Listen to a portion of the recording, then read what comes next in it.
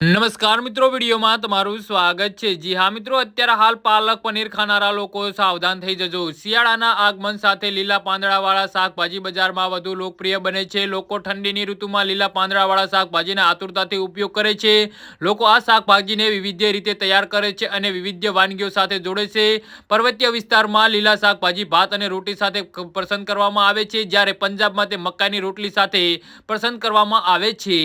જી હા મિત્રો, અત્યારે હાલના અને મહત્વના સમાચાર સામે આવી રહ્યા છે। તો શિયાળામાં પાલક અને પનીર મિક્સ કરવાનું અસંખ્ય છે। શિયાળાની ઋતુમાં લગભગ દરેક ઘરમાં કોઈને કોઈ સમયે પાલક અને પનીર બનાવવામાં આવે છે। તો લીલા શાકભાજી શરીરને અસંખ્ય પોષક તત્વો પૂરા પાડે છે, જે તેને ગરમ રાખે છે અને રોગપ્રતિકારક શક્તિને મજબૂત બનાવે છે। જી હા મિત્રો, અત્યારે હાલના મોટા અને મહત્વના સમાચાર સામે આવી રહ્યા છે। તો પાલકમાં પ્રોટીન, ફાઇબર અને એન્ટીઓક્સિડન્ટ સહિત ઘણા પોષક તત્વો હોય છે, જે શરીર માટે ફાયદાકારક હોય છે। પાલક ઘણીવાર શાકભાજી તરીકે ખાવામાં આવે છે તો અથવા પનીર સાથે ખાવામાં આવે છે। લોકો શિયાળામાં પાલક અને પનીરનો સ્વાદ માણે છે, પરંતુ શું તમે જાણો છો કે પાલક અને પનીર એક સાથે ખાવાથી શરીર માટે ફાયદો થતો નથી?